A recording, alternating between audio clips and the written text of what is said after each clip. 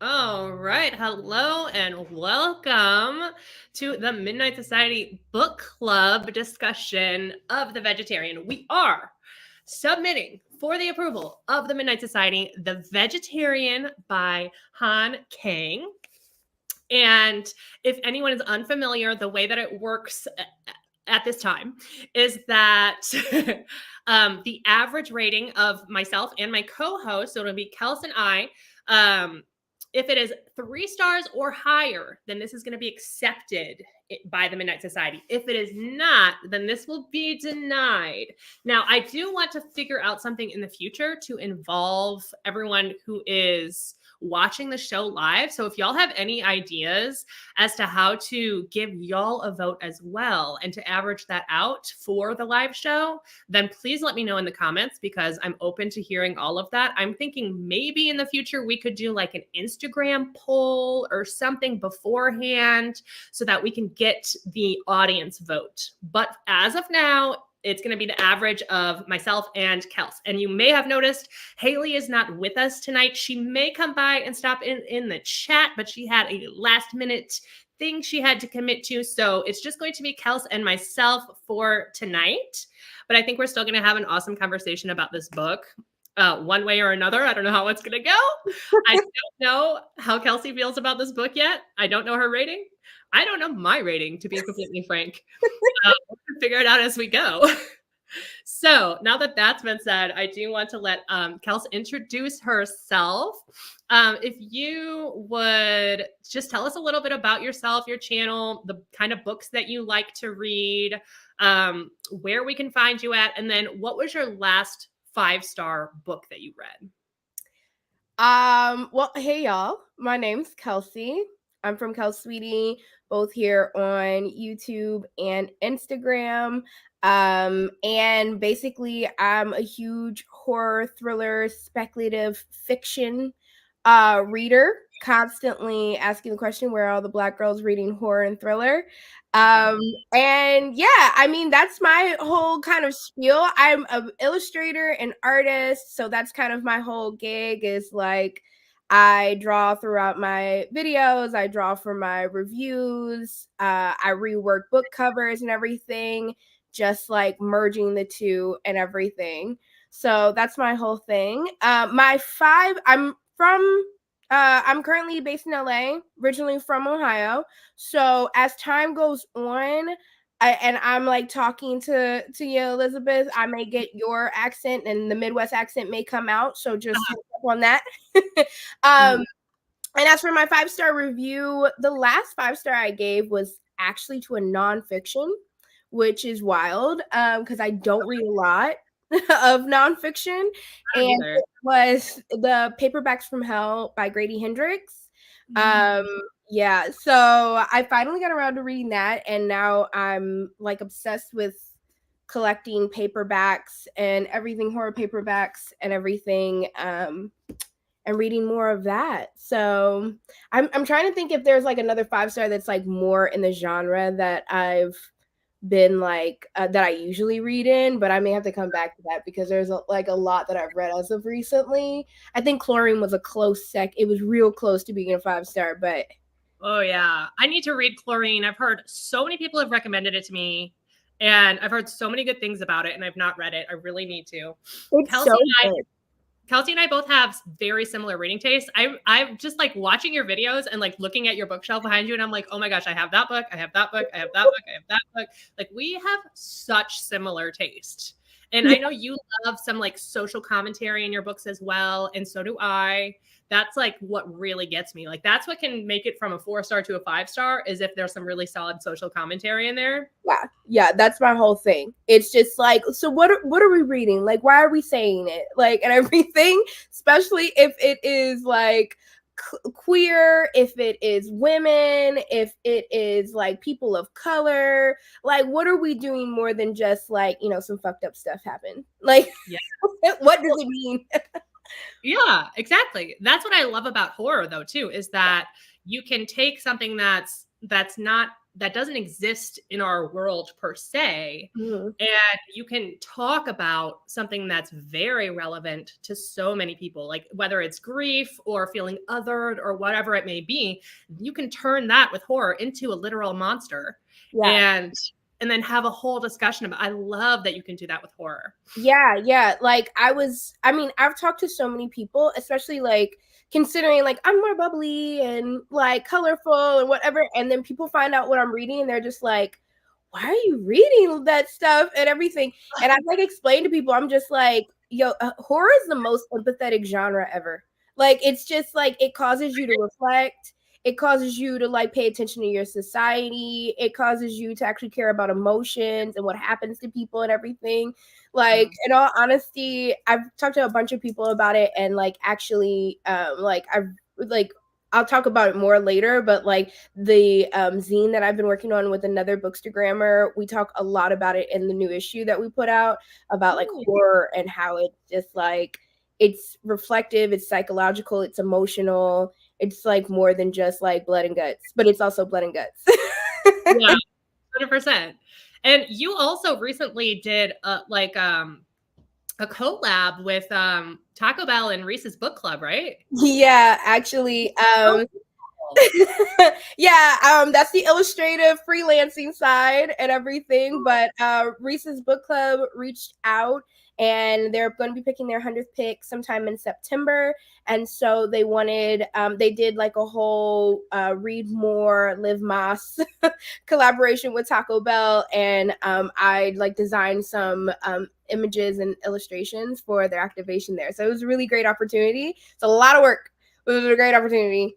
Oh, I'm so proud of you. Like we just met and I'm like, I'm so proud of you. Thank you so much. I appreciate it. I was like working my tail off for those illustrations because it was such a short deadline and stuff. And like I had to draw like every single book cover, and it was a lot, but I'm like still kind of like shocked about it and like excited about it and everything. So it's really great when like other people are just like, hey, I'm proud of you. And I'm just like, thank you. Oh, yeah, that's so amazing. Like I think I love your illustrations and I love how you embrace your creativity, and I just like I think you're awesome and I'm so happy to have you on the book club. Let's talk about the book. Yes. So we read this month The Vegetarian by Han Kang, I think is how you pronounce it. Yeah. This is a translated work. This is translated from the Korean by, I want to say her name is Deborah Smith. Mm-hmm. Where does it say? Yeah, Deborah Smith. And so interesting. I haven't read a whole lot of, or like in general, I haven't read a whole lot of translated books, but I feel like as of lately, I've been reading a lot more, and I'm really interested in like what gets lost in translation, because I do think that there's not like a perfect way to translate something into a different language. As much as I want to believe there is, there's a subliminal layer that can easily get lost. And so I'm just really curious for anyone who actually has read this in Korean and English, if that's even a thing, like, please let me know. Please reach out to me because I would love to know your thoughts on the translation. But lately I've been reading the books that I've been reading that were translated. I've also been able to watch the movie adaptation. And so that's one way that I can kind of see, okay. And obviously there's some creative, stuff that's going on with the director and all of that. Yeah. So you don't really know where that choice was made, but it's really interesting to see like the vibe and the tone and how that gets translated as well. Yeah, I mean, I've been reading a couple of translated novels, especially ever since I started paying more attention, like to actively diverse my like library and everything. Mm-hmm. I'm going to be honest with you, it's been a bit of a miss on the translated like horror and everything, especially from like Convenience Store Woman. I get why people love it, but I personally didn't like it was like, oh, I get why people love this book.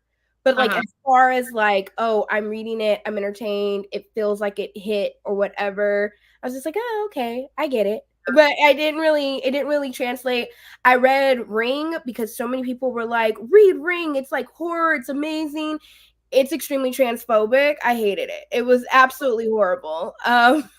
I have not read either one of those, so I cannot comment. Yeah, But I mean, I think that like Convenience Store Woman, I think is a really great book to talk about like feeling very othered in society, like especially when you're struggling with your autism and it hasn't been like diagnosed and you're sitting here and trying to like I appreciate what it represents, but as far as like reading it, I was just kind of like something feels, and again, like I think it's the culture shift and everything. If something wasn't connecting as far as like actually like caring about the character herself. And I felt that even in what's the other one, Memory Police, I had to like stop reading it because I felt like there was something that wasn't clicking. Like I need to still feel like, oh, I want to know what's happening to this character even if the plot is really good, you know? yeah. So the Convenience Store Woman, the main character, is an autist. Yeah. Oh, I had no idea. I'm gonna have to read that now. Yeah, I really think that like there's a lot of connections there with everything that it's like talking about, and like feeling like her place in her like her social circles, in her society, at her job, and everything, trying to navigate what other people think is like the norm, and like the connection of like those two like trying to make the connections.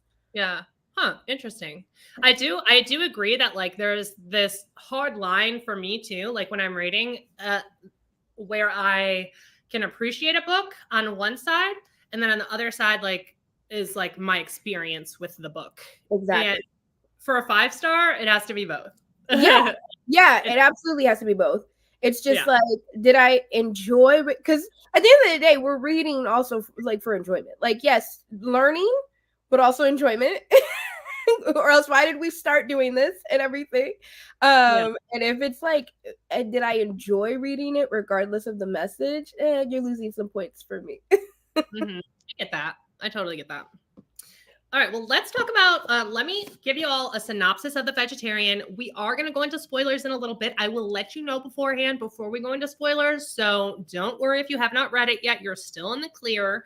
But let me just read the back of this and give y'all a description of it. And then we will talk about our ratings. And after that, we'll go into spoilers. But we'll have a few conversations first. So this says, before the nightmares began, Yeong-hye and her husband lived an ordinary, controlled life. But the dreams, invasive images of blood and brutality, tortured her, driving Yeong-hye to purge her mind and renounce eating meat altogether. It's a small act of independence, but it interrupts her marriage and sets into motion an increasingly grotesque chain of events at home. As her husband, her brother-in-law, and her sister each fight to reassert their control, Yeong-hye obsessively defends the choice that's become sacred to her. Soon their attempts turn desperate, subjecting first her mind and then her body to ever more intrusive and perverse violations, sending Yeong-hye spiraling into a dangerous, bizarre estrangement, not only from those closest to her, but also from herself. It says it's darkly allegorical and Kafkaesque. Have you ever read Kafka? No, I haven't read the psychological, like, let me read Kafka, let me read like oh god, like all the psychological like classics are just like left my brain. But I haven't gotten to that. Like, what does Kafkaesque even mean? I was like, what? Like, because I feel like I would like Kafka, but I've never actually read anything by Kafka. So I looked it up. If I can find my book discussion here on my pad. And excuse my like dripping hair. Like my hair is supposed to be dry before this, so just know my hair. Well, I noticed. I wouldn't have noticed if I pointed it out. But I get it. Let's see here. So what does Kafkaesque mean? I wrote it down, but I can't find it. So let's look it up. Okay, so well, of course, it says similar to events described in the novels by Franz Kafka. Yeah. He's caught up in a bureaucratic nightmare. It says extremely unpleasant, frightening, and confusing. I mean, this is that. I mean, they hit the nail on the head on that one, I guess. But is that really what Kafka is about? I don't know. I don't think that, like, when I think of Kafka, I'm thinking, well, what was his, it's existentialism. That's his whole thing. Yeah, that's better. That kind of reads. Yeah. So I do want to give a content warning for anyone that's interested in reading this book for obviously mental health. There's some mental health, but there's a lot of eating disorder, ED talk in here. And so if that is triggering for you, then you may want to avoid this because there's a lot. It gets really deep, and we're going to talk about that stuff too throughout this. So if that's something for you that is, you cannot handle and is going to put you in a place that is not good for you, then you can step away right now. I don't want to do that to anybody unbeknownst to themselves. If you're willing to, then by all means stay. Yeah. And with that, like, probably like some trigger warnings of sexual abuse, of familial disputes, like lack of control. If you have a fear of being, institutionalized, I'd also like maybe stay away from this as well. Yeah. Basically, we're following this woman as she unravels and she starts to like lose it essentially, but we don't know really what's going on. The interesting part of this for me was that we never get her point of view. We do in little tidbits. I don't even feel like they were point of views. It felt like they were just like, oh, here's what happened in my dream. Like, that's what it felt like. It was just kind of like a narration of the dream. And even then, the dream wasn't even like fully talked about. And everything. I also did not feel like I fully understood the dream or like the motivation for her vegetarianism. Yeah. Like, they kept on stating like meat and murder. And that was kind of it. I was just kind of like, but like, did you see it? I kept on waiting for the other shoe to drop, to be honest. I'm trying not to give too much for like the spoiler area or whatever, but I just felt like I kept on waiting for like, okay, so what is the motivation? Like, why of a sudden did she wake up one morning and was like, I'm a vegetarian now? And the dream, like what we were explaining about the dream, I don't feel like I was like, oh yeah, definitely. I would be a vegetarian too. Well, I say that all the time, but then I always eat meat. Like after I read Tender as the Flesh, I was like, oh yeah, vegetarian. And then now, no, I like meat.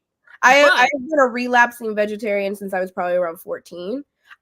All of the respect in the world of those people who stick to it. Like, I truly wish I could be one of those people who's like, I'm not a part of the meat complex and everything. I truly don't have the willpower. Yeah. I respect it 100%.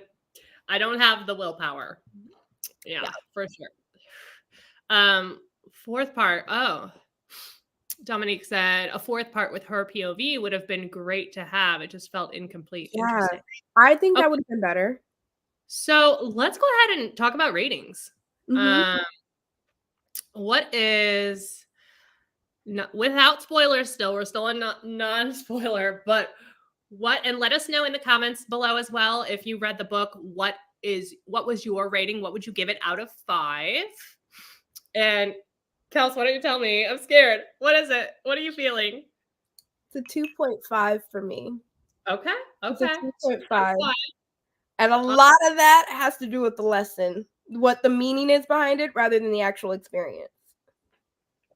Really? Yeah. Wait, you mean you gave it the stars for the meaning behind it? Yeah. Or you lost stars for the meaning behind it? No, it got even the 2.5 that it has. It got it because of the meaning behind the novel. The experience, not so good. Maybe it would have a 1. I would give it a 1.5 on it on the actual experience of reading the novel. Yeah. So for me, I think I'm gonna end up at a 3.5 for that. Okay. Actually, was not mad about it. I do think like I wouldn't recommend this to everybody for sure. But I think that it was worth reading, and I really liked what it had to say about everything. It kind of reminded me, well, we're not into comp titles yet, but it reminded me of another book that I really enjoy, but just done in like a different way. Yeah. I think I know what book you're going to say. Oh my gosh, you do not. I know you don't. Okay. Tell me. Well, we're not in the titles yet. I want to know. Okay. I'm thinking it. I feel like it was trying to do what Night Bitch did. Oh, okay. Yeah, that totally makes sense. That's not the book that I was gonna compare it to, but that makes total sense. Yeah. First, and I love Night Bitch. Oh, loved it, obsessed with it, and when I bought it at Barnes, the seller like raved about this book. Said, "Do you like Night Bitch?" I said, "Love it." She goes, "You'll love this one." I want to now talk to that Barnes and Noble. I'm just like, I see where you were going. I just don't know if you got there. Yeah, I see that too. I will say like the reading experience was totally different with this than I had with Night Bitch. Yeah. Because with Night Bitch, when I finished that, when I closed the cover and like finished the last page, I literally howled at the moon. Like I went outside and I howled because I was so like full of like emotion and feeling, and like this one did not inspire that. But it also, the ending's very different, like very, and the ending's kind of open. Like you really, it's kind of like a more depressing sister to Night Bitch. Like what could have happened in Night Bitch if it was just a completely, they were living in a different society. They had a different like husband support system type of thing. Like that's what I think I kind of got from it. Like I'm also turning off my phone as well. 2 out of 5 stars. We have 3.5 stars. We have 4 stars. Also would have liked her POV as well. I do think though that not having her POV was very intentional. Like I think the point of it was to say that like this woman in this situation does not have a voice. Yeah.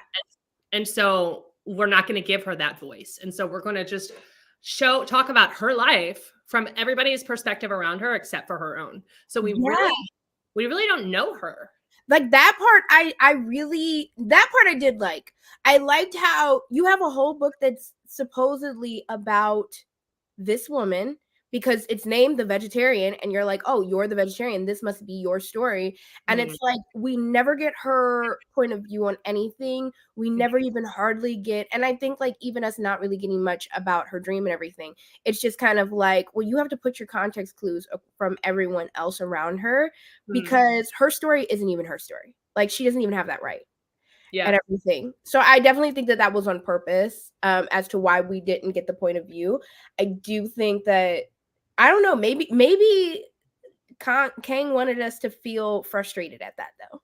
Yeah. I do feel like the formatting of this and the way that it's set up, not having her point of view, really kind of takes it over the edge into that like literary genre almost. Because it's a statement. Like she's making a statement by saying that. And I think that is the basis of why this has such high acclaim, because we're saying, okay, look at what's happening to this woman, but also don't look at her. We don't know her. Like stay away. We don't know this woman, you know? So it's like, we're not getting her own point of view. And so you have that whole, like, how we are and how we feel as a person and the things that like go through our mind. Like when I'm a character driven reader, so I typically really love to get inside someone's head, figure out their motivations, figure out their experience. And we 100% did not get that from this. So it's a very different reading experience because of that, because we don't know what's going on in her head. And I think that's really what drives home the point of her not having agency, is that like, we don't get her voice. And I think that's I'm also extremely character driven. Like, give me a strong character and we could be like no plot, all vibes, you know? But what's crazy is that like her not having a voice or agency is the whole point of everyone else around her. And what's wild is that like people walk around like honestly not knowing people and making these context clues around people without ever actually asking anything. Mhm. And it's just like, aren't you frustrated? Like, how do you do that? Like, you know, the whole thing about it is like the people around her are making these assumptions around her, not asking, not really just respecting like who she's saying she is. And it's just like, you're frustrated because you're just like, tell me why you're doing this. Like, tell me who you are and everything. And there's people like, I think that it's a great allegory, like, you know, to the whole conversation of like, yeah, and there's people who walk around every day not caring or making their own context clues or building their own stories around people without ever like asking them or hearing their own stories and Yeah. stuff. Honestly, like that's one of my biggest fears is being like misunderstood. Mm-hmm. And so like I really feel this for her that like she like we don't know. Like maybe she was misunderstood, maybe she wasn't. We don't know. And I hate that. Like it makes me feel so uncomfortable for her. But that's part of the reason that I like this too, because it's pointing that out. It's like saying, hey, look at this. And it's purposefully making me feel that way. So I like that part of it. Yeah. I think we should probably hold on. Is there anything else you want to mention that's not spoilery? What do we have? Formatting, the writing style. We didn't really get into, but I mean, we kind of talked about it with the POV and everything, like there being like all these different points of views around and everything. I think it was very descriptive without describing anything at all. Like I felt like, yeah, I feel like I could visualize the scenes very well, but then I would be like, okay, and why did we do this? Like what were we doing? Yeah. I mean, there were some word choices, especially in part 2. Mhm. Mhm. When there I don't want to spoil anything, but there is like a sex scene, let's just say that. And there were some descriptions during that I was like, that's where I was like, is this translation or is this actually how we're describing this? Because I'm so confused. Yeah. You know what the thing is too is like I've run into that reading other translated fiction that is like Japanese and Chinese, Korean and everything. And I've just noted I don't know if it's a culture shift situation or if like the words just simply don't translate well to English because we're just like two passing ships when it comes to the language itself or something, because I've run into that in descriptions of like sex and sexual encounters and stuff in other books. So I'm kind of like hoping that it's just it's a translation lost in translation type of Yeah. thing. Like Rather there was one moment where she mentioned like a jet stream being built or something. And I was like, a jet stream? Like, really? That's the comparison. is that what we're doing?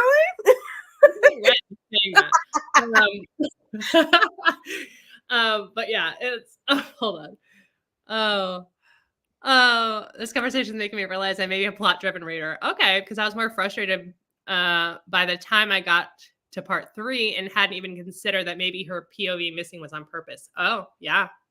You may be. And you know what? I thought I was a plot-driven reader for a long time too. Because I love a twist. I love a twist. But the twist doesn't matter for me if I don't care about the characters. Yeah. And that doesn't even mean that I like the characters. Like I need to care about them, but not necessarily like them. Right. Right. Like I love an unlikable character so much. Oh yeah. I've always said like I don't need to like a character. I just need to be interested. Like there are plenty people. If I liked every character, like it'd be like, okay, got it. Like I get where this is going again. This is the same story I've heard before. Like I read to like know more about like the world around me. I don't want to just read people that I like. I just need to be interested. And if I'm not interested, then why am I reading this? Like, Mhm. what are we doing? Or like, why is this like person who's like doing acts that like are gross or horrible or whatever, like why do I care that they're doing it if it's like, you know? So Yeah. yeah, Brie, completely agreed. Mhm. That's what I'm in it for. I want to know their psyche. I want to know like what happened to you in your Yeah. past that made you do this, and why are you different from another person that same thing happened to that did not do that. Right. That's Right. what I want to know. Exactly. Yeah. Exactly. We like I was talking about it with another booktuber currently recently, and we were talking about like the constant state of splatterpunk, like horror and extreme horror, and like while I don't read those, I can appreciate them, but she like loves the genre, and she was saying that like a lot of it has to do, it's character driven. Really, really character driven. If it's not character driven, then it gets problematic, because then it's just like, well, then why would we want to hear about this? Why would we want to hear about this plot, this extreme horror and everything? The Yeah. point of it and the history of it is like punk or metal music. It's just like, it's this expressive other side to society to reflect on, because those things actually do happen in our society. And Yeah. it's not to like put it back out there. It's rather to reflect on it. And how can you do that if you don't have a character worth caring about in the first place? So it Yeah. was like an interesting like context, like the context of it all. Yeah, I've read a couple like extreme horror books, but not like, I wouldn't like say that's part of my personality, but like, yeah, I appreciate it too. But one author in particular that I really like that considers themselves splatterpunk is Eric LaRocca. Have you read Eric LaRocca? I haven't. I'm actually reading them this June for my Pride like TBR and Oh, everything. nice. So I'm really excited to finally read. Things have gotten worse since we last spoke.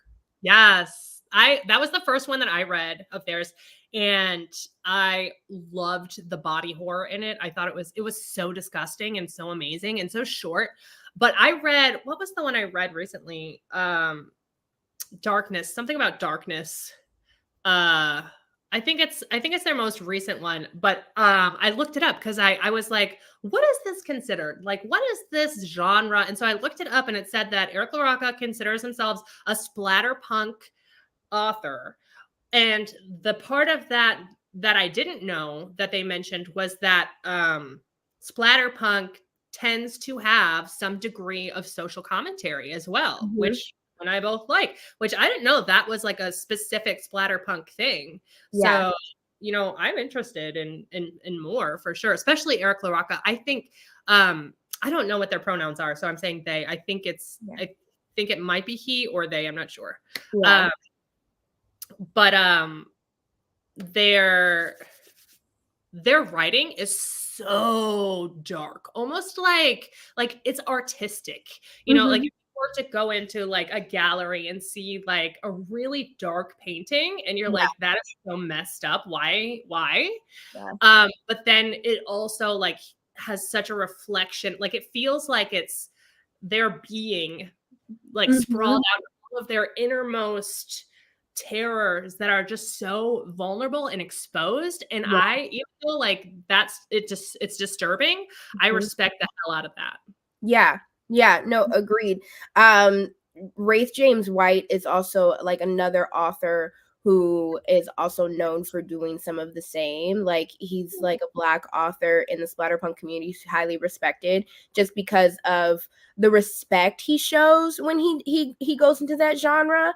And I think that that's what is really like important, is just like you have to respect these stories before you go ahead and like put them out into the world, because it's kind of just like, this is sensitive. You can't just be like writing it. And in the horror community right now, I think there's a lot of people who are getting called out for that, who are getting like shown their true colors on being a part of that community, and not showing it respect, not treating it with like the care that it's supposed to be like treated with and everything. So I think it's like really interesting. Again, going back to what we said about like horror just being, and a lot of people who usually like the genre being some of the most reflective people ever, there's of course the other half of that community that is just like, no, I'm here for the blood and guts. And it's just like, okay, now we're concerned. Okay, but why?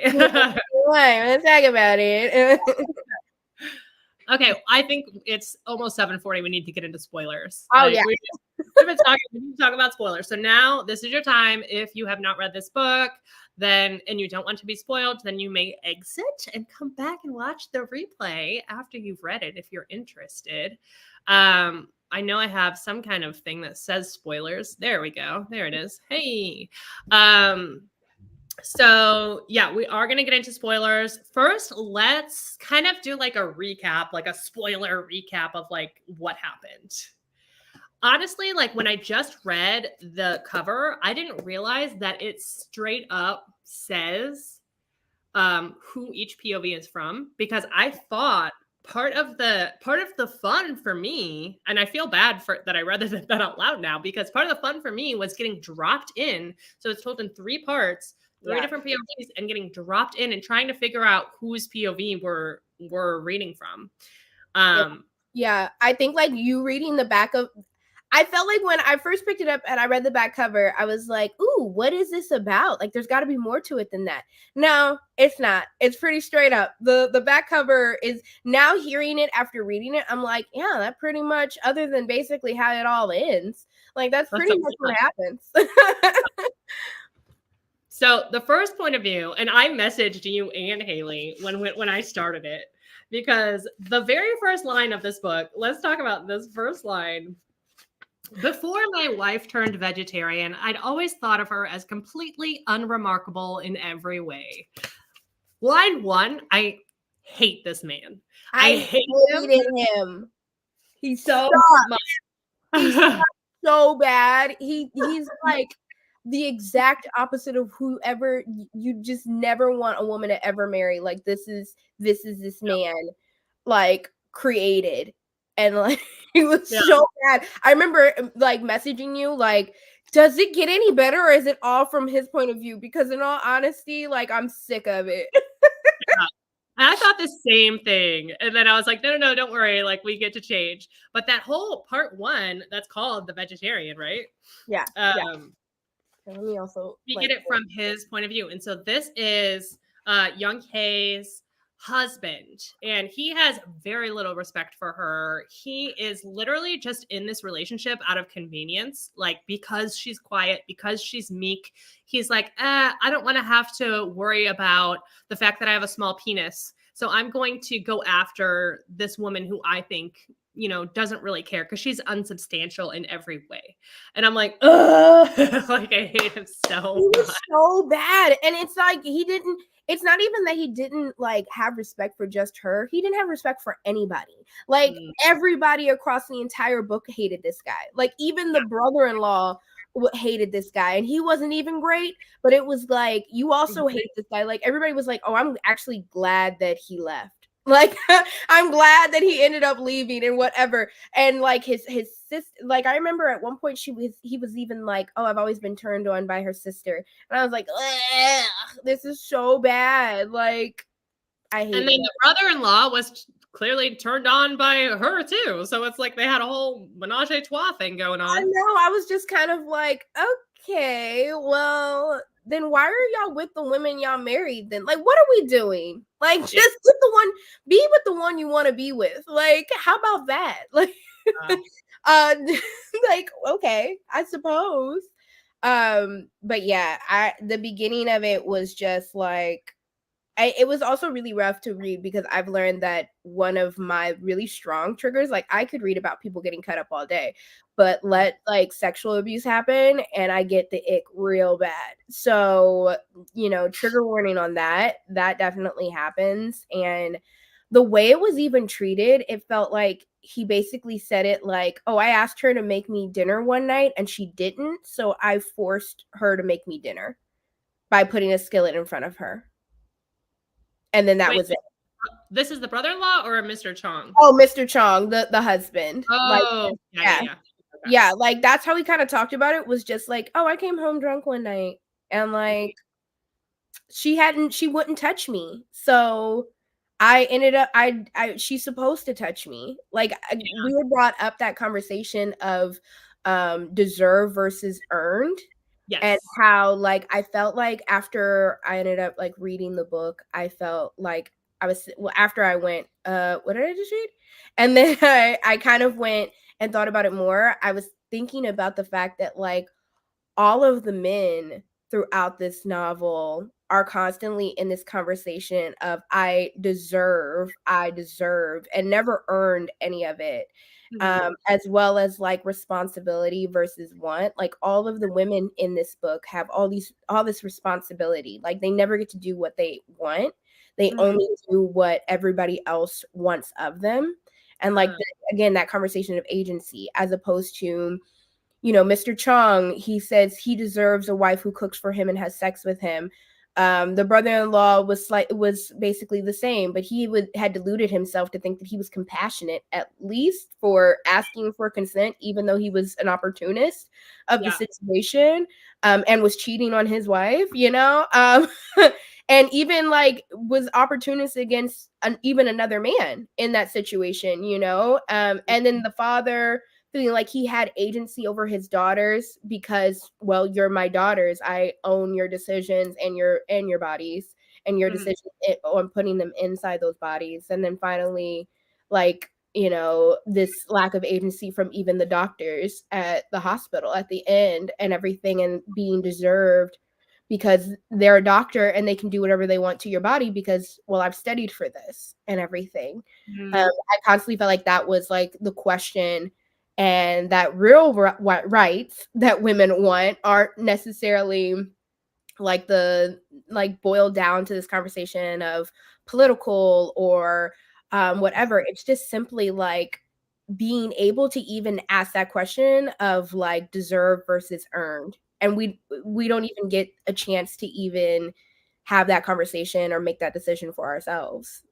And I think that really plays back into the idea of the reasoning why the author chose to pit her vegetarianism in that way against it's vegetarianism against the patriarchy, because it's not just the vegetarian, it's the choice. Yeah. It's the choice and the agency to be able to do so.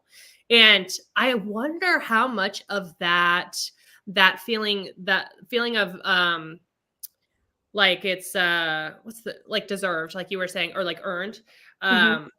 What, there's another word that I feel like I want to replace that with, but I can't think of it. Feeling entitled. I think entitled fits. Yeah. I wonder how much of that is cultural though, and how much of that is because is that a thing in Korea? I don't know. You know, I don't know if it's vegetarianism. Yeah, because her mom even was like, you can eat anything. Why wouldn't you eat? You can eat. There's no reason for you to not eat. And so I wonder if that is a cultural thing that's like, hey, like, I didn't feel that way. I feel like, yeah, I didn't feel that way. I feel like I've like even in like America and stuff, like you like in the few times that I have tried to like do the vegetarian thing, I notice I have to work so much harder to even eat. Like I have to prepare all of my foods, I have to do all this research and everything. You can't just go like, oh, I'm gonna go to a restaurant with some friends. yes. And then you go and you look at the menu. I mean, I live in LA, so there's plenty of options, but say I go back home to Ohio and all of a sudden I go, oh, I'm vegetarian. And one, if you're around family, some of them will go, oh, I cooked fish. And it's like, it's still meat. Or like you'll go to a restaurant and it'll be like, do you guys have any vegetarian entrees? We have a salad. So I think that like it may not be as like verbally overt as it's like played out in the book, but I think subconsciously within our society we are like pressured to eat meat, which just not as like easily like, yeah, I'm gonna decide to be a vegetarian and I'm gonna have the same like like laid back eating experience as everyone else around me and everything. Yeah, there's definitely a lot more work that goes into it. Let's talk about her dream, because I will say, like, I started did you read the audiobook for this, or did you read it physically? I audiobooked it. I started with this and I read like the first 3 chapters physically. And when I read her first part that was talking about her dream, she why she was choosing to become a vegetarian, I felt it so deeply. And then when I switched to the audio and I got more of her POV or like her little fragments in there, I did not feel it like I did when I read it. And I'm starting to think, like, obviously, like, I'm a huge proponent of audiobooks, but I cannot deny that when I read with my eyes, like, and I have my own voice in my head, like, there's difference between my own voice and the narrator. And sometimes the narrator can make it better than what would have been in my head. But sometimes they can't. And I think this is a situation where that's the case, because when I was reading it, I was like, oh my God, this is so deep and moving. And then when I heard the audio, I was like, not as moved. Maybe that's my problem, because I felt that. I was kind of like, when I was listening to her like dream and why she went vegetarian, I went kind of like, okay, I guess. Like, it didn't click for me that I was like, oh, yeah, if I had that dream too, I also would have gone vegetarian. Like, I didn't have that moment. So I also was like, maybe she just decided one day, like, she was just over it. Like, you know, so, and that was fine enough for me. Like, I didn't really need to be like, I'm moved to wonder why you've decided to be vegetarian. Like, especially as like, well, it's just your choice. Like, if anything, throughout the novel, I was even more and more like, she doesn't need to give you a reason. She wants to be vegetarian. That's a reason enough. I mean, you're right. You're right. Yeah. Yeah. Maybe I need to reread a lot of those like parts like from the actual book, because I agree. There have been moments where like I've been forced to physically read something because there's not an audiobook. Yeah. And I sometimes wonder like, I wonder if that would have hit differently if I would have heard somebody reading it instead of me like listening to it in my own dialogue and everything.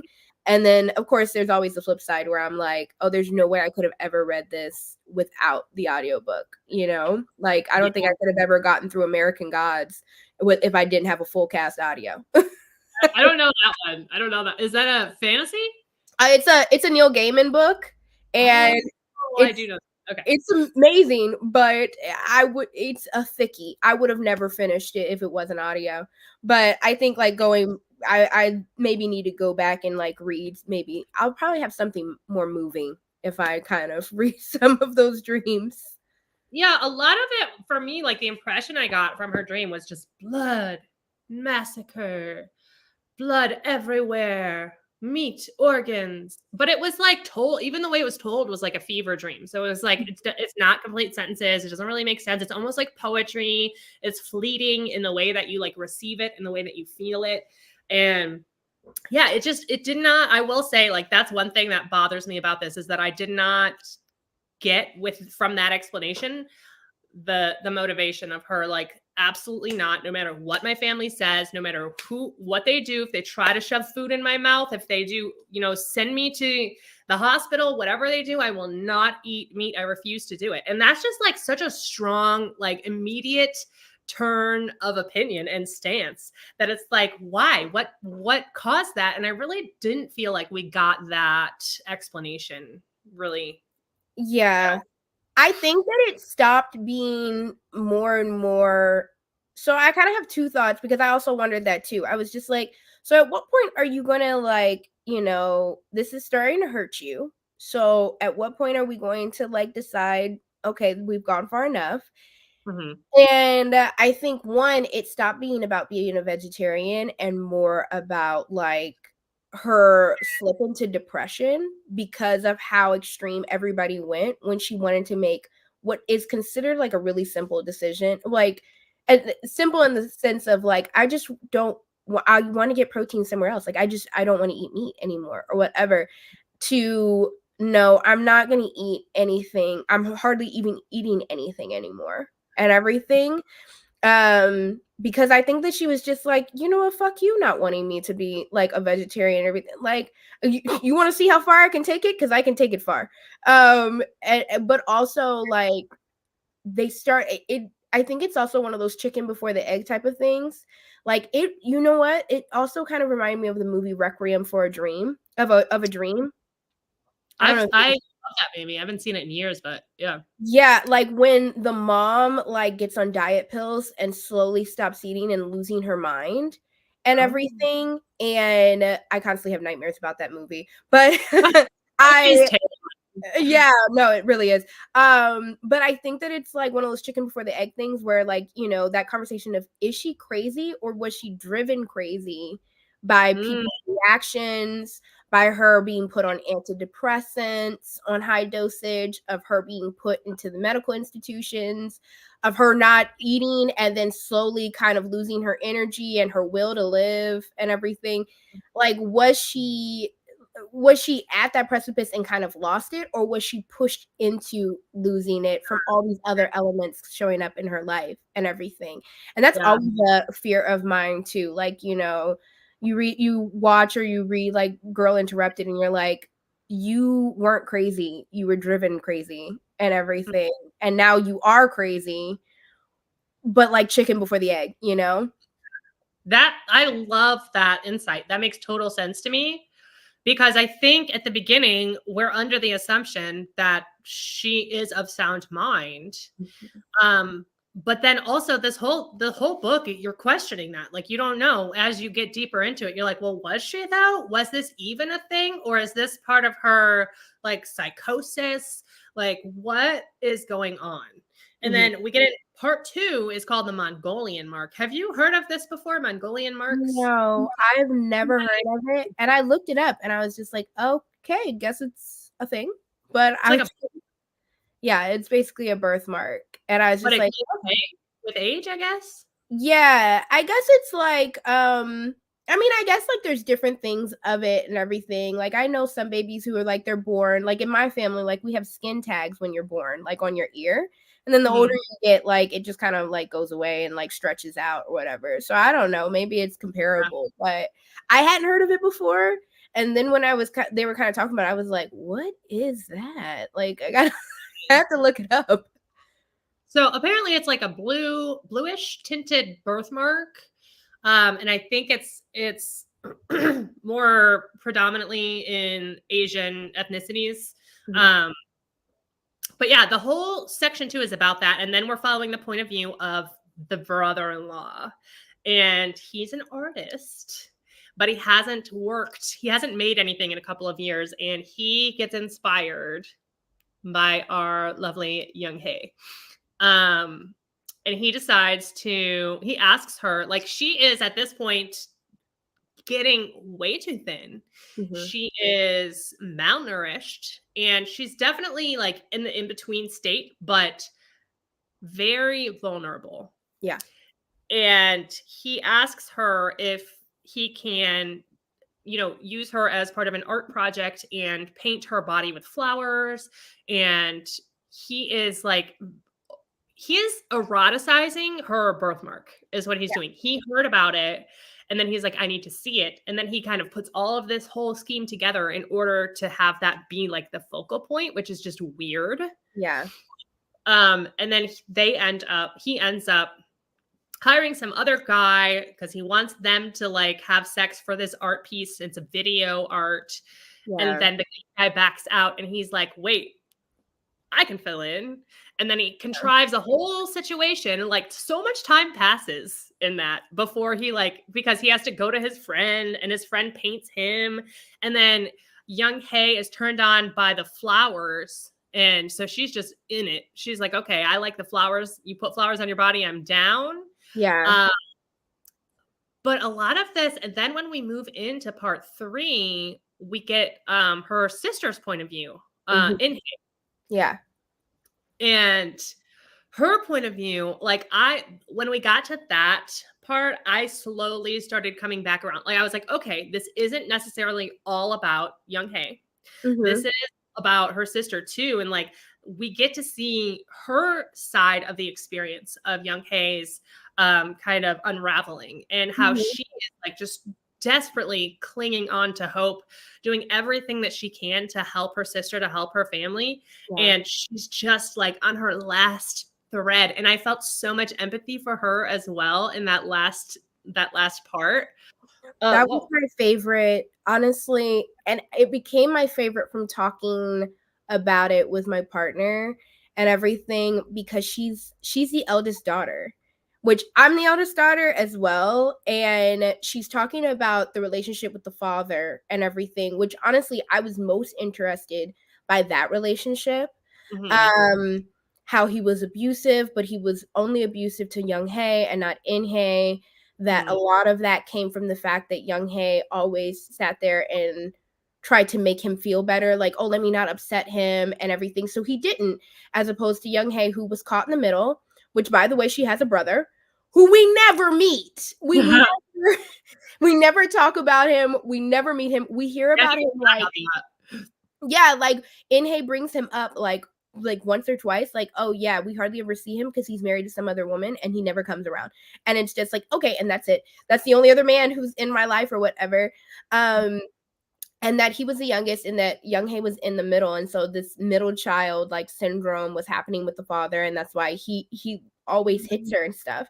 And that's the most, honestly, that's the most you kind of learn about Yeong-hae's experience as a person. And it's through her sister, which, you know, being another woman and everything, I think that there may be some like conversation there as far as like knowing more about somebody else's or some other woman in the story's like actual story through another woman who actually is like paying attention somewhat. And she's like the only one at that point when Yeong-hye gets put into the like asylum and everything, who was actually caring about her. She's the only one who actually comes to her assistance to save her when the surgery goes wrong and everything, and is actually like sitting. And what's crazy is that she's supposed to be the one who's the agency for Yeong-hye. And when she goes, no, don't do that, they still ignore her and they go, we're gonna here, like, let's walk her out of the room. It's like she's the one who's the agency for this person who no longer has agency over her body. Voice. Right. And you're still not listening to her because she's the woman in the room saying, don't do that. Like she has to literally like run and break through the room in order to get them to stop. And what's crazy is that even the other nurse who is there is the one holding her back. So I think that like even then there still wasn't agency, even when there was actual like law given agency given to even another woman over another woman. There still wasn't any of that agency at all. And so when I was talking to my partner about like her being the eldest and this like she starts talking about like, you know, the fact that she basically just wants everybody to be happy. And so she doesn't like take her wants or needs or anything like that into consideration. She's always constantly working around everybody else's needs and happiness. And I think the line that I actually really did love was when she whispered, they're in the ambulance and she whispers to Yeong-hye, like, we can't all just follow our dreams and do what we see in our dreams. Like what would happen? And she kind of takes this moment and she thinks about what she just said. Like, what would happen? Like, what apparently, like, you'll end up in an ambulance with no agency over your body. Apparently, like, it'll get that far. So I really did actually love that kind of portion of it. It did take me a while to understand why it was important. Like, it wasn't like immediate that I was reading it and I went, oh, I love this portion. But it did take me reflecting to realize, oh, I actually really do love what this is like kind of portraying, because it was also like I've dealt with that. That's an awakening for me. I kind of had to say it out loud, and my partner kind of goes, "Does that sound familiar to something that somebody else does?" And I was just kind of like, hit kind of close to home. Yeah, let me sit with that a little bit.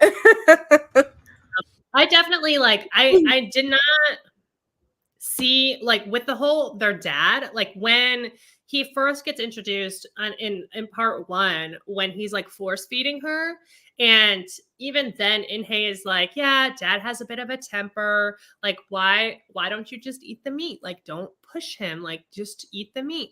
And I really didn't see that until we got to In-hye's point of view, like that he's not just he doesn't just have a temper, he's abusive. Like he is an abusive man. Like and so that kind of like crawled up on me and like crept up on me there. And so when we got to that and she was like explaining, like you were saying about how like he would go for Yeong-hye and she would kind of stay out of the way or whatever, I was like, okay, like he's definitely 100% abusive. Like this is not okay.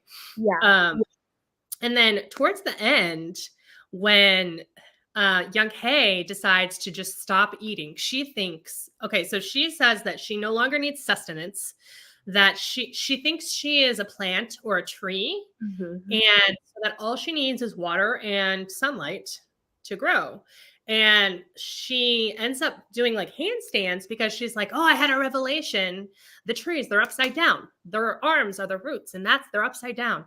And so she, at that point, I was like, okay, like she is completely separate. Like she is not living in reality at this point. But I still felt for her. But one thing, like when I first started this book, when I first got that first impression of Mr. Chong and how much I hated him, I was like, oh, she's gonna fuck him up. I was like, she's gonna kill him. She's gonna do all this stuff. And I was like, I support any wrongs this woman does. And it's not that. That's not what this book is. Like, it's not a good for her. Yeah. It's a sad for her. It's a bad for her. Yeah. I definitely, like, there were portions where I literally was sitting there, like, in the beginning, I was like, oh, she's not eating meat because all of a sudden this dream has made her like cannibal and everything. And she's trying to save everybody because she has these I was like imparting my own story on her. I was just like, oh, it's going in that direction. I love this. I can't wait until she eats this man. She never does. And I was so upset. I was just like, is there a storyline where she actually is like not eating meat because she has cannibalistic like urges and she ends up like basically like eating her husband alive because he keeps on trying to force feed her? No, there isn't. But in another life, I'm hoping that was the storyline. I mean, you should write that story because that didn't even cross my mind. That did not even cross. I thought she was going to kill people. I did not even consider cannibalism, and that she was like trying to resist the urges by like going like all out and saying none whatsoever because she had these urges. That would have been really awesome. I've been reading a lot of vampire novels. I think the vampire novels, I like read Carmilla. I think it seeped into my whole like thought process. But that's also, I wanted her to win. I was like, oh, I want her to win so bad. And that in my mind, reading so much horror, I'm like, that's a win. That's a good for her. We never got so this. I do think that's one thing that would be helpful for people who haven't read this, to let them know like this is not a good for her. Like, if you don't go into it expecting that, because it's not. It's really sad. And the way it ends, like, it's just like her sister's getting on the is it the ambulance or the bus or? Yeah, there's like an ambulance. They're like rushing her to a hospital facility because basically they put the feeding tube in wrong. That's right. And caused gastro bleeding internally. Yeah.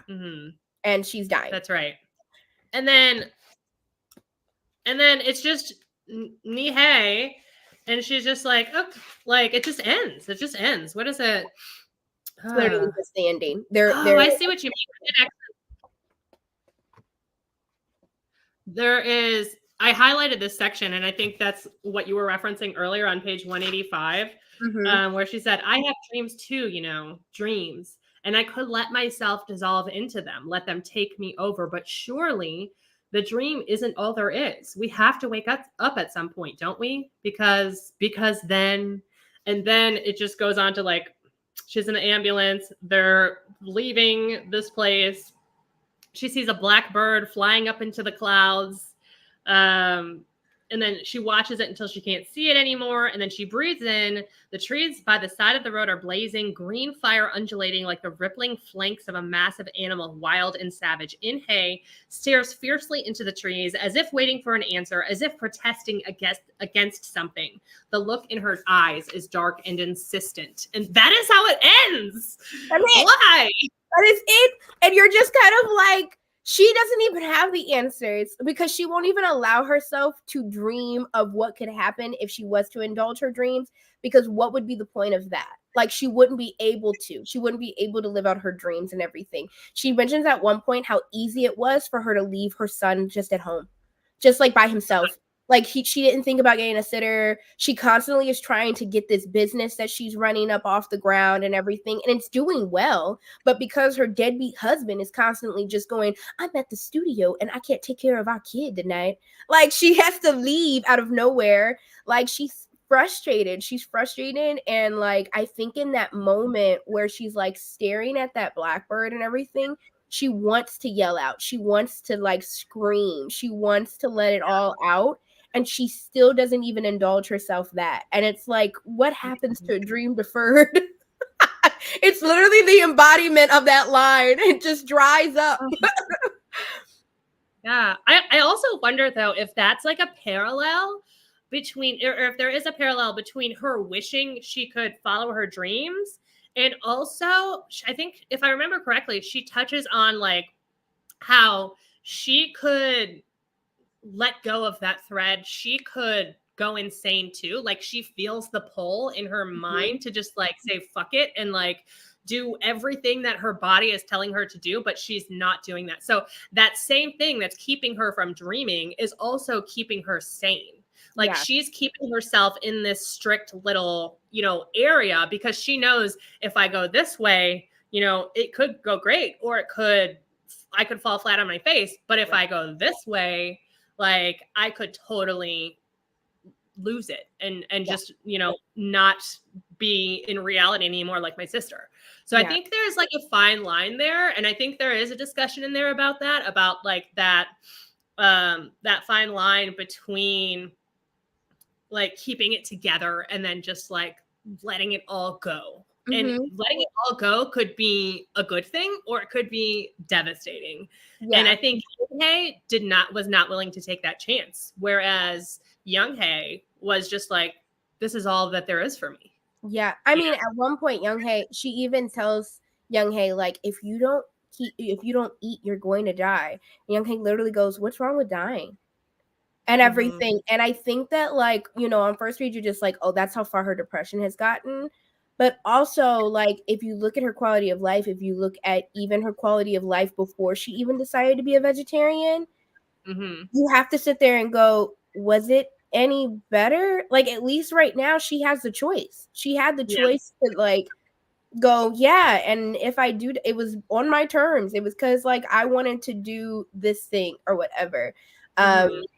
And I think that it's like, I think what you said about like whether or not to decide to do whatever the hell you want and possibly go insane or do what like is proven like quote unquote sane, but like you're not sitting here and doing what you dream to do and everything out of it. Yeah, the safety of it and everything. Like, why is like even that's a conversation of like, why is that the society that like, women and all like live in where it's just like, you can do whatever the hell you want and like possibly be like committed or or lose it, or people be like you're insane and like go down the road that like your sister has gone down, or you can sit here and take it day by day, slowly like into the void or whatever, but at least you'll be quote unquote sane of some sort. It's kind of like, I think that that's like an interesting conversation as well. Like, again, going back to that situation of like actual women's rights or whatever aren't necessarily like, oh, politically we want this, we want that. I mean, just this like the basis of choice, like not even like choice as bare minimum, like bare minimum what I can eat for dinner tonight. Or what I want to eat for dinner, or like sustenance, like, is like the bare minimum and stuff. Yeah. So, I really agree. Awesome. Let's see. What else? Tree stuff, earned versus right. We talked about that. Fever dream.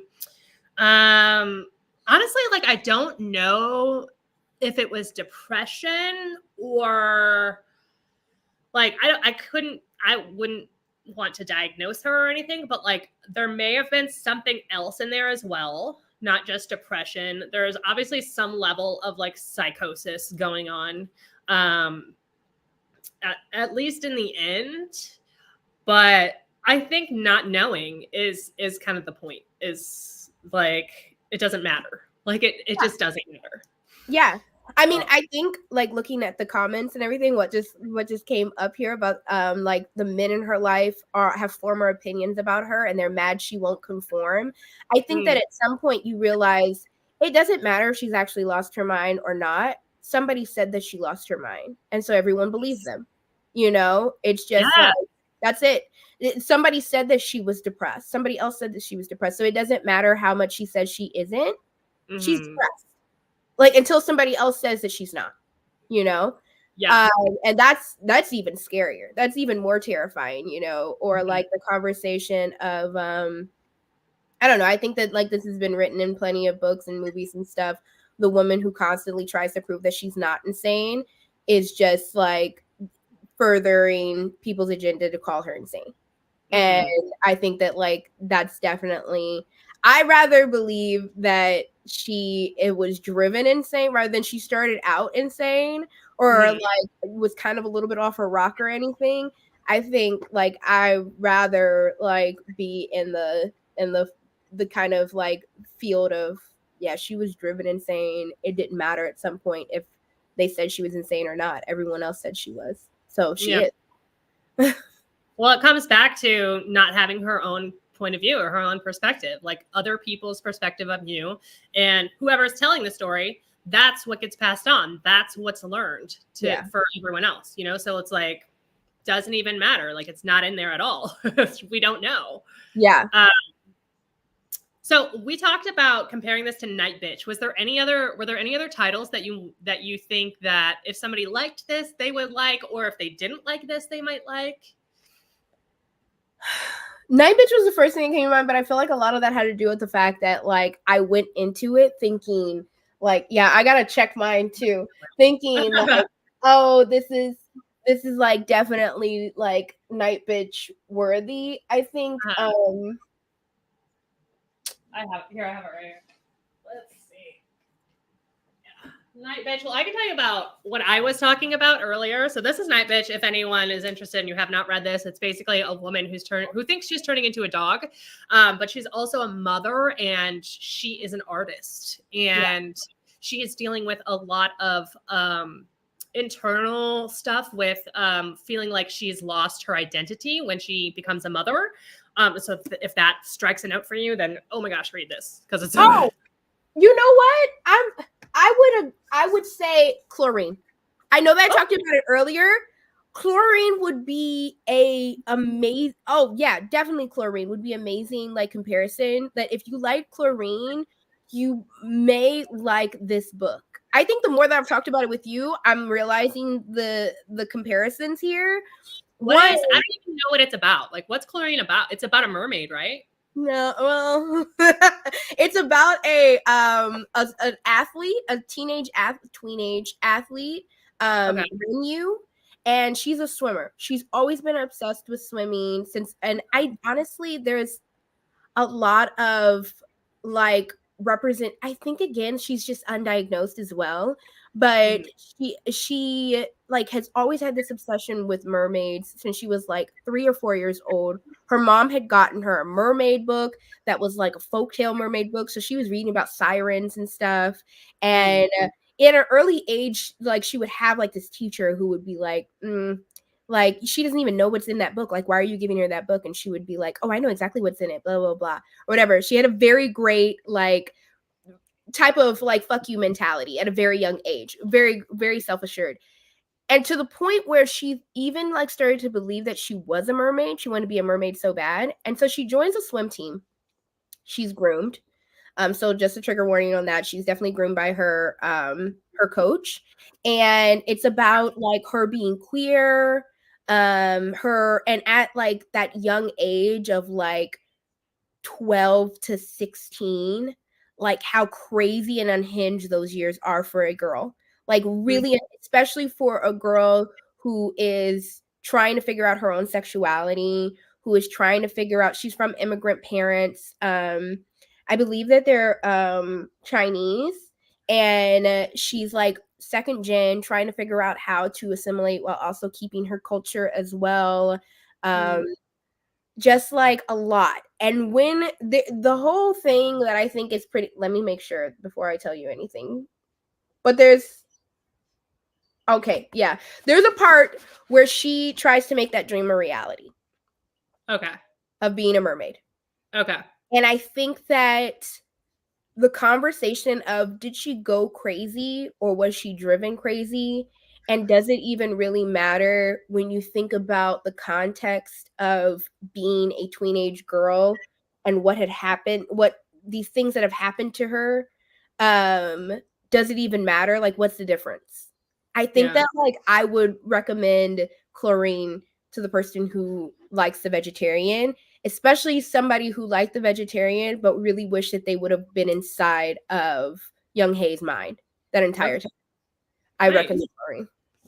Awesome. Yeah. I have a couple things that I want to mention, and I know we're kind of over time right now, so I apologize to you because I know I'm taking your time. No, you're fine. But the first one I want to talk about is We Spread by Ian Reid. Have you read this one? No, it's on my TBR. I want to read that one as well. I love this book so much. I love Ian Reid. But this one, the way that it connected for me was especially towards the end when she is thinking that she's becoming a tree or a plant. Like that same trope is in this book, kind of. Okay. We're following this woman who's also an artist, and she is an older woman. I think I want to say she's like in her 80s, but her husband passed away a few years ago, and she's living alone in this apartment with all of these things she's collected over the years and all of her little treasures and everything. And one day she has a fall, and they're what are they called? Like handyman guy is like a friend of the family. He knew her husband, and he promised her husband before he died that when he saw that she was not able to live by herself, he would help her get into like a care home. And so he does, but this is a very interesting care home that she goes to, and it's like in the middle of the woods, and it's just kind of like a normal house. And she gets there and she realizes that like now that she's surrounded by these people, she's beginning to take up an interest again in the things that she had forgotten about. And she's tasting food, and she's making art, and she's like has this zest for life again. But then she starts to lose time. And so for the whole rest of the story, you don't know, like, is this in her head? Is this her failing memory? Or is this some kind of sinister situation that she's been caught in? And there's a whole thing with trees, and I'm not going to say it because I don't want to spoil it, but it's so stinking good. And once you read that, I want to talk to you about it because there's the thing about the trees is amazing. That's all I'll say about that. I'm going to have to save that one for probably August. I've been meaning to read it for a while, especially because of the comparisons and the conversations around dementia, which is a huge, huge fear of mine. And like I've experienced personally with my grandparents and everything. Yeah, but I've been meaning to read it. I've just been like trying to fit it in somewhere and everything. So I'm gonna have to pick that one up. I'm definitely gonna pick that one up. I think it's my favorite Ian Reid. I think I've read Foe. I've read what's his main one that I also love. I'm thinking of Ending Things. Yeah. And I think We Spread is my favorite. Love them all though. And one other thing that I wanted to bring up, and this is kind of, I don't know, academic, I guess. But I have this copy of The Body Politic by Abra Fortune-Chernik. Okay. And this is a woman, she wrote this in 1995, and it's an essay, and it was included in a narrative from Listen Up, Voices from the Next Feminist Generation. And I actually read this first when I took in one of my women's studies classes that I was taking. And I've read this, it's like, I don't know, like 8 or 9 pages long. It's like a 20-minute read, but every time I've read this, I cried. And it's about her experience with anorexia. And so it's so triggering for anyone who like is dealing with this, but I do want to just maybe read a couple of quotes from this. And if anyone's interested and you can't find it and you want to read it, please message me and I will send it to you because I think it's like, this has changed me reading this. I'll read the first bit and the last bit. The opening line is, "My body possesses solidness and curve like the ocean. My weight mingles with Earth's pull, drawing me onto the sand. I have not always sent waves into the world. I flew off once for 5 years and swirled madly like a crackling brown leaf in the salty autumn wind. I wafted, dried out, apathetic." And she's talking about how for 5 years, when she was battling anorexia, she became like a nothingness of a person. Like she couldn't figure out, like when she was a kid, she was always rambunctious and like pushed her way through things and like loved things. But then she became so engrossed in her body that she became small in other ways, not just physically. Mhm. And oh my God, there's so much in here that I want to read. But she does compare her body to the ocean, and how like we never ask the ocean, like, why is it so big? Why is it so vast? Why is it so full? Yes. And constantly do that to our bodies. And I just feel like it's so powerful. One of the last lines I of this definitely that want to read that. what's that? Oh, I definitely want to. Please send it. I definitely want to read it because that reminds me.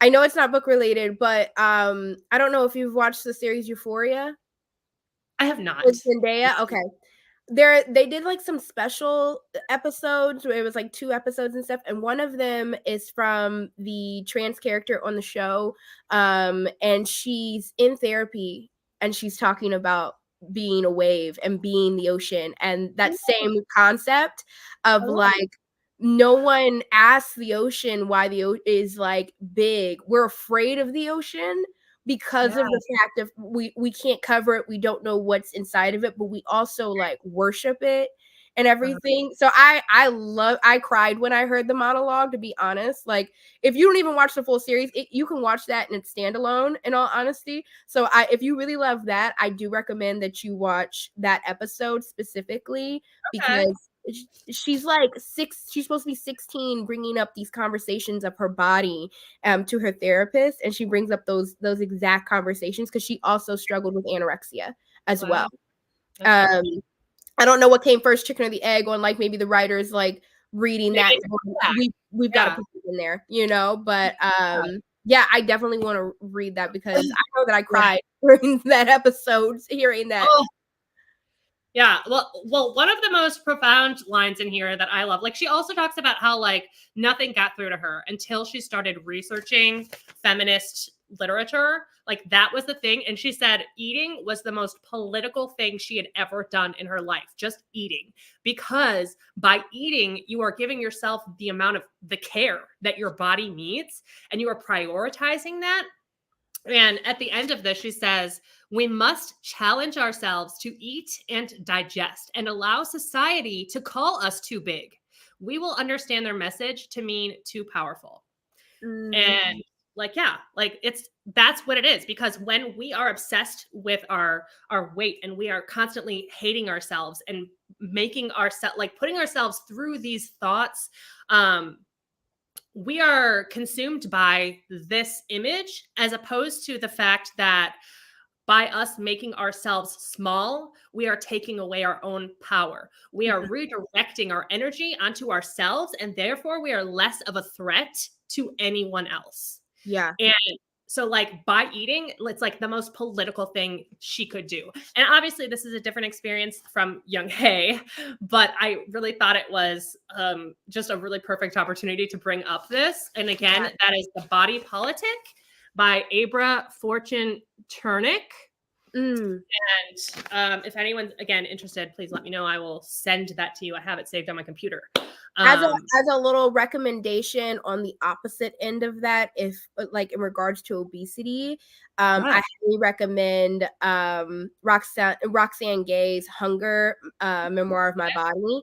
It's like on the very opposite end, but it has the same conversation of also why women living in an obese body are threatening to others, why it angers others, why, as opposed to the sort of care on the opposite end of the spectrum of anorexia that happens, where instead of anger, it's sympathy, it's sadness and everything, and where those two kind of meet on opposite ends of the spectrum. If you're looking for same but different conversation, I wanted to fit that in on the other side of it.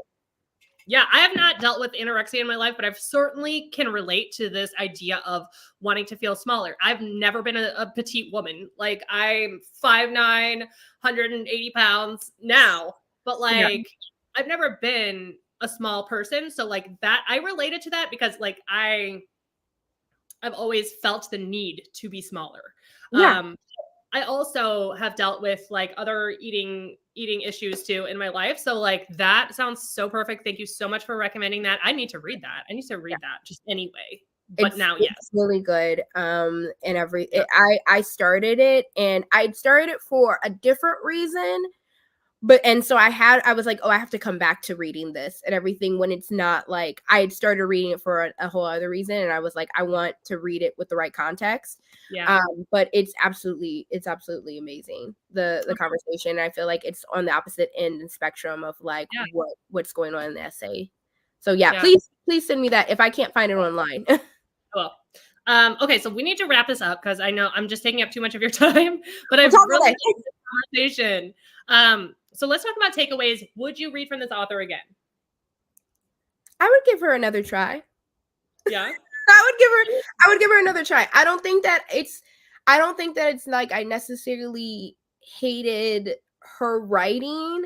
Again, like we just sat here and talked for ages about like all of the meaning behind this book, and it's the reason why I'm even giving it the rating that I'm giving it in the first place. Like, I absolutely support like a lot of what of this book's message is trying to portray. So I would give her another try on another book, like maybe just hoping that I maybe feel like a more instant connection to the characters while reading, not like after the fact.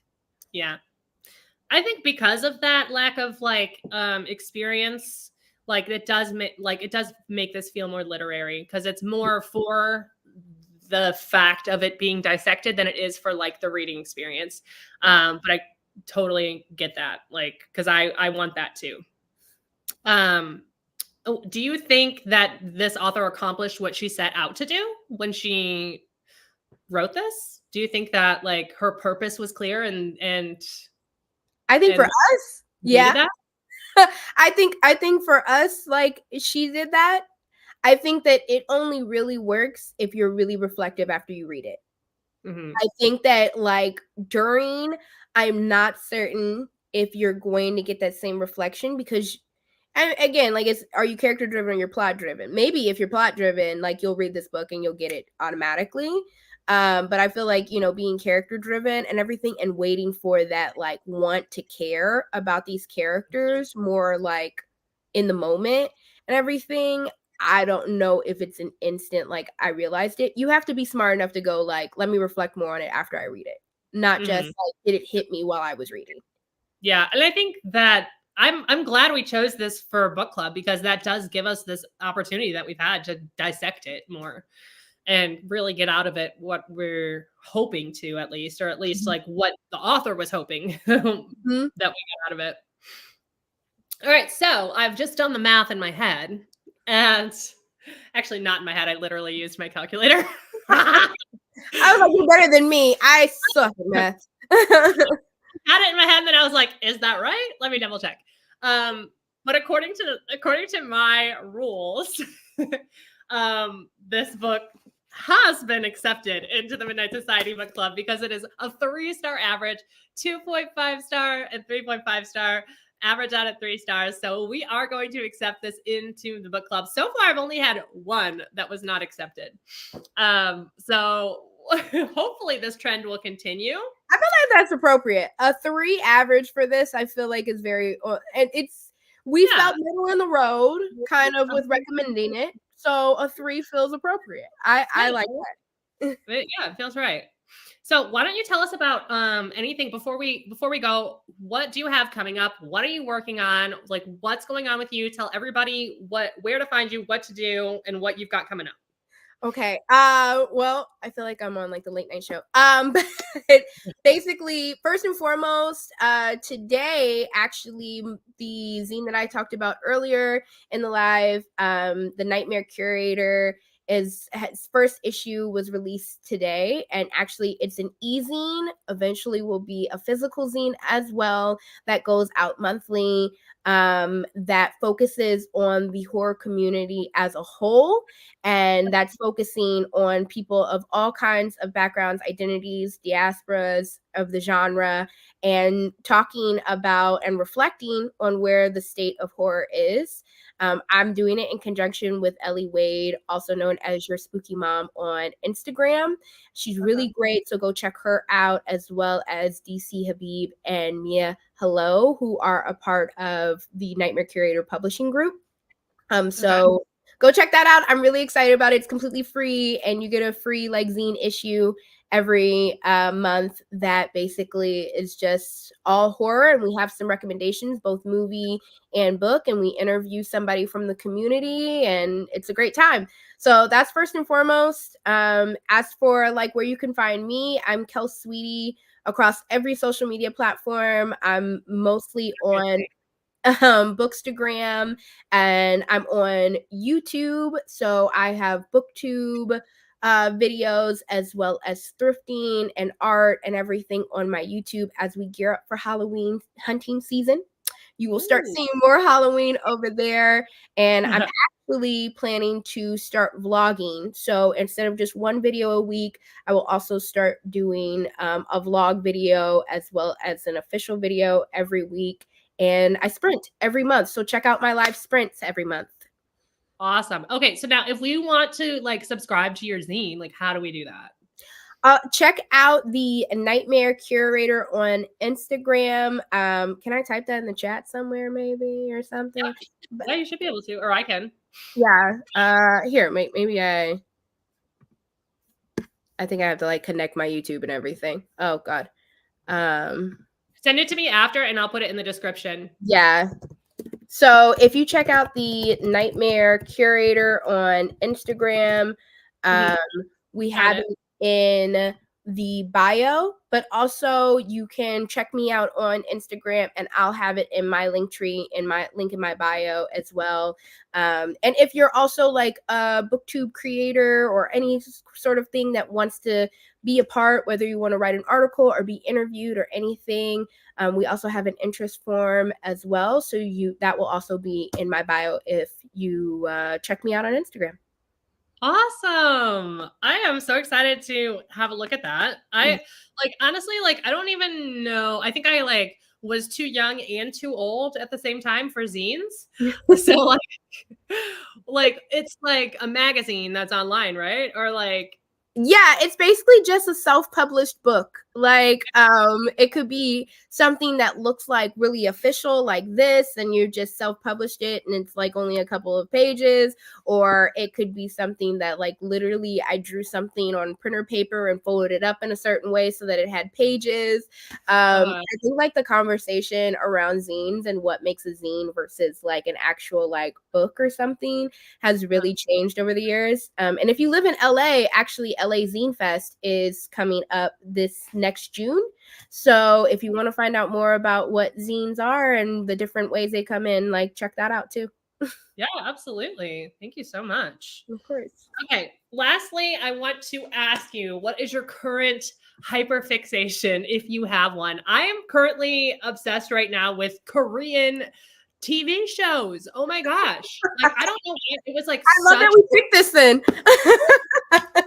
So I love Squid Games. And then like maybe like 6 months ago, this show came out on Netflix called The Devil's Plan. And that one it's a Korean reality competition show but it's all about like figuring out puzzles and clues and things like that. So it's like whoever, like all of the contestants are like some of them are like lawyers and teachers, and some of them are like there's a K-pop band member in there. There's couple actors in there, and they're just random people, and they come together and they try to figure out who's the most clever. And like this whole thing is set up where they have to like come up with solutions to these problems and work together. And it's a reality show, but it's so much fun. And they're trying to win a prize. And then most recently I started watching and I finished The 8 Show on Netflix. Have you heard of that one? No, I haven't heard of that one. So hold on. I actually made a review of it. I pull it up here somewhere. But this one, it's kind of similar. It's like those two. It's like Squid Games meets The Devil's Plan put together. And it's a fictional show. It's not reality, but it's like these people are really in need of money and desperate for money. And so this like conglomerate, like, or whatever, whoever the big bad comes up and gives them an offer and is like, hey, if you play this game with us, you can make so much money and like live the rest of your life. Nobody will die, but you could get hurt. So make sure you're careful, yada, yada. And then we follow these, like, I think 8 people, and they all end up in this one building. They each have their own room, but there's like a class system. They all picked a number before they entered, 1 through 8. And basically the person on number 8 is on the top level, and they have so much freedom and so many things that they can do. And the person on number 1 is in like a little tiny square room with like no food and no blanket and like nothing. So like it's really commentary on like class and capitalism. Yeah. And yeah, I loved it. It was so good. That sounds so good. I haven't heard of that. I'm gonna have to check that one out and everything. I thought that you were about to. Oh, I forget what the name of it is, but there's one show on Netflix right now as well where I believe it's a Korean show, and it's like shot like it's a reality show, but it's during a zombie apocalypse. Oh, and so the cameras, the cameras are still rolling, like it's a reality show, but people are being picked off on the show because they're trying to get through the zombie apocalypse. And it's like everybody's still like playing into the whole show thing because they don't know if it's real or not, as well as the fact that like some of the crew is just like, I need some normalcy, so we're gonna keep on recording and everything. I can't remember the name of it right now. I'll have to send it to you later, but it's really good. Oh, and did I give you an opportunity to answer, or did I just talk over? Yeah, my obsession, my current obsession most definitely is X-Files. Me and my partner are like binging X-Files like crazy right now. My partner is so obsessed. Any moment that I have a moment of like any sort of break or whatever, he goes, can we get an episode of X-Files in? Let's get an episode of X-Files.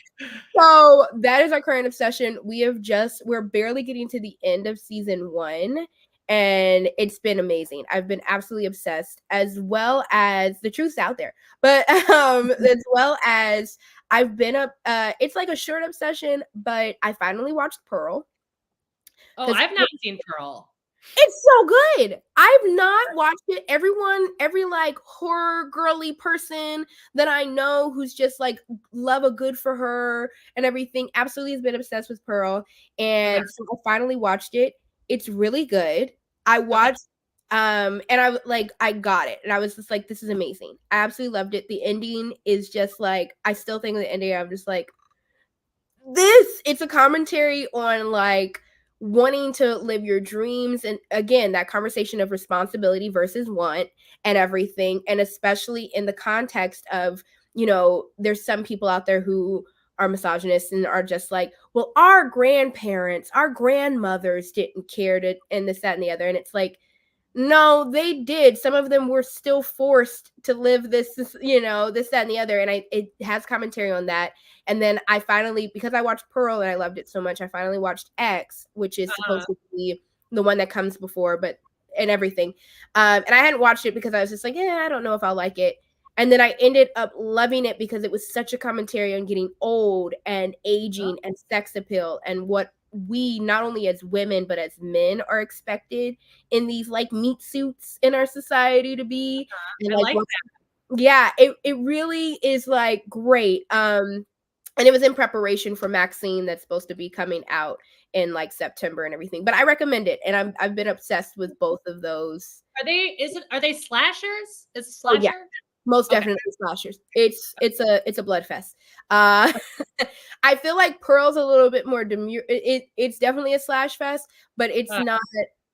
They're both kind of filmed in like the eras that they're taking place. So Pearl takes place during the 1930s, during the World War II, and it's filmed in this very Technicolor type of way, like. It doesn't feel like old school film, but like the reds and the blues are very like red and blue because of Technicolor during that time being a big deal. And the score is amazing. The score is nothing but orchestral and stuff, just like in the 1930s. And then X, on the complete opposite spectrum, is filmed very dirty. It takes place during 1979. after like Vietnam War and everything. And while there's tons, I mean, if you were squeamish about like sex and people having sex, don't watch X and everything. It's definitely sexual. But it's also shot in this very gritty type of way that in the 1970s, during like counterculture and everything, it very much like represents a lot of that and the holy roller agenda and stuff like that as well. So like from an artistic standpoint, I love both. I prefer Pearl just a bit more, but I feel like the message that was in X is still really sitting with me and everything. So I do recommend both. And how are they connected then? Is it this? They're both A24 films, right? Yeah, they're a part of a trilogy. I mean, Maxine, which is coming out in September, is going to be the last third part of these movies franchise, but they're connected. I think the last, because I watched them in chronological rather than like the order of like release, and Pearl is the slasher in X. So you're getting her story. Okay. And then in X, the main character, the final girl or whatever, is Maxine, which is what this next film is about. Maxine gonna be the killer in the next one? I don't know. I think that she's struggling from some PTSD because in X, I don't want to ruin it, but I'm not going to ruin it. But I feel like there's some PTSD there of some sort. And everything, and it takes place in the late like 1980s, so it's very like flashy access and everything, and shot that way. And so I think the main connection the message is definitely like the connection of all of these. I'm very interested to see where they're going to go with the conversation of like where like women are in society, because we've looked at like the conversation of like what you're going to do, what like as you age, what your expectation is, and as you're even younger, what that expectation is for you, even to not even live your dreams, but to live your responsibilities. And then what happens after you've lived a life of responsibilities and now you've gotten older and society doesn't care about you anymore or whatever. What I guess maybe Maxine will be like, what's the in-between point of these both? I don't know. But Mia Goth is basically the main connector for all three of them. Okay. That's the actor that plays Pearl? Yeah. She plays Pearl, and she plays Maxine. And in X, she actually plays Pearl, like the older Pearl. They had to do a ton of prosthetics on her. But she's like, there's a lot of double shots, like very Parent Trap, where they're like doing a lot of shots of them together, which was crazy because I was just like, oh, I wouldn't have known if I hadn't looked it up. Mia Goth is actually really, really great. Wow. Awesome. Okay. All right. Well, before we go, I do want to mention really quickly, next month, we're going to be reading Death in the Details. This is by Katie Tejan. And if you're unaware of my obsession with Frances Glessner Lee, who was a debutante in the 1940s Chicago, who made little tiny houses with crime scenes in them in order to help police figure out how to get a keen eye for investigations. And this book is based off of those models. And what I think this author is doing is taking each one of those actual tiny houses. What are they called? The not crime scenes. Crime scenes? Death it's a nutshell studies. Crime scenes. Yeah. It's taking each one that Frances Glessner Lee did and then building a story around it and trying to figure out the mystery of how it came to be that way. So I'm very excited. I'm going to be joined by Lexi from Books with Lexi and Mara from Books Like Whoa. And I don't know a specific date on that yet, but check out my Instagram at the Midnight Society Book Club to keep a more up-to-date ideas on when that is or when you want to find out. But yeah, that's going to be it for today. I'm going to wrap this up because we have this may be the longest one we've ever had, but thank you so much for being so I really enjoyed this conversation, and I love that you you gave me your time for this, so I really I appreciate had that. a ball. This was so much fun. Thank you so much. I Hey. really, really am thankful. Like it was so much fun to actually talk through this. I may even like move this up to a 3-star after talking to you about it. I might. Uh-oh. All right. I don't All right. know. I'm gonna call it now. Don't forget that life is short, so read Riley. Cheers. Goodbye. We will talk soon, and have a good night.